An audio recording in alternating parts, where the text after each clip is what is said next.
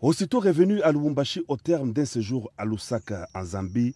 le président de la République Félix-Antoine Tshisekedi Tshilombo s'est rendu à Pullman Karavia, où il a présidé la cérémonie de clôture de la conférence interprovinciale Grand Katanga-Grand Kasaï sur la cohabitation pacifique entre les deux communautés. Au chapiteau érigé au sein des installations de l'hôtel, le chef de l'État a rejoint en compagnie de son épouse, la première dame Denise Nyakeru Tshisekedi,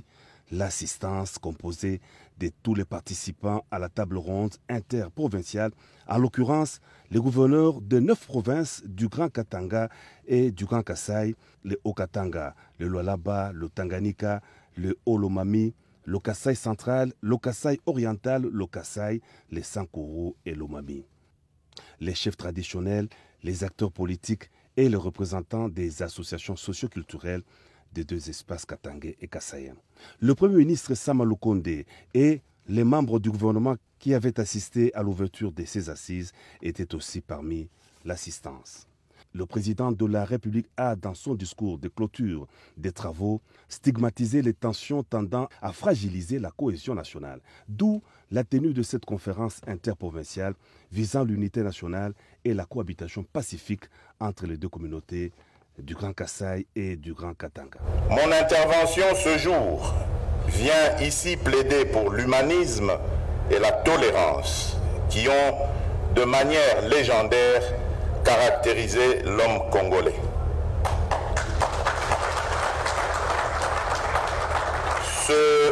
Ce plaidoyer se veut en outre responsable dans la mesure où il invite chacun de nous au respect de son prochain, des us et coutumes, mais par-dessus tout, au strict respect des lois de la République et à la non-perturbation de l'ordre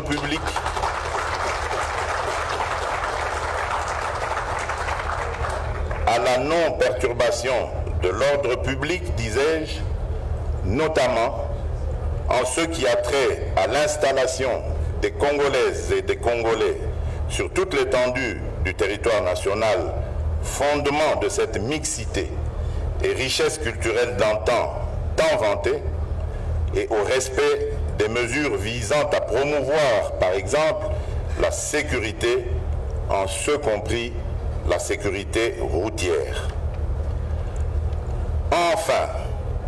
cette adresse vient nous interpeller sur la puissance des mots et de leur responsabilité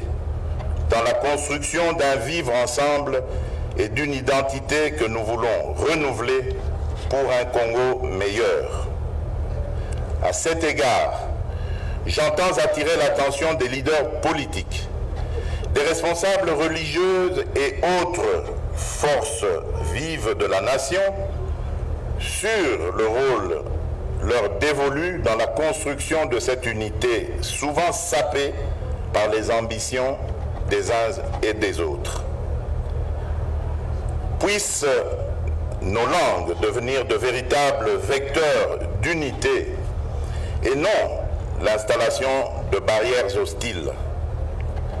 Nous sommes un même peuple, une seule et même nation, une nation qui continue de faire l'objet de menaces sur son intégrité et son patrimoine national, mais une nation que nous avons le devoir et la mission de protéger pour assurer un meilleur avenir aux générations futures. Préservons notre unité, notre solidarité et notre intégrité nationale. Le gouverneur du Haut-Katanga, Jacques Yaboula, a rendu un vibrant hommage au président de la République garant de l'unité et la cohésion nationale, initiateur de la conférence interprovinciale qui a permis aux frères et sœurs de se parler, d'aplanir les différends pour ne cultiver que la paix et le vouloir vivre ensemble. Madame Jeannette Longa Moussouamba, gouverneure intérimaire du Kasaï oriental, a relevé les causes des tensions intercommunautaires, notamment l'exode rural, les écarts de langage, le trafic d'influence, le non-respect des autorités et du code de la route par les motocyclistes pour les uns et les rejets et la discrimination pratiquée par les autres. La conférence, a-t-elle indiqué, a notamment recommandé de mettre un terme au déplacement massif des populations, la duplication des centres d'attraction économique, la création des entreprises favorisant les emplois, la mise en place d'un cadre permanent de concertation, le financement de la construction des infrastructures routières, ferroviaires, universitaires, le respect de la loi. Prononçant le mot des participants à la conférence interprovinciale, Grand Katanga, Grand Kassai, Madame Koulou Nemba, présidente de l'Assemblée provinciale du Tanganyika, a, au nom des participants, exprimé toute la gratitude au président de la République pour son initiative de la tenue d'une conférence interprovinciale, une première en République démocratique du Congo, a-t-elle souligné.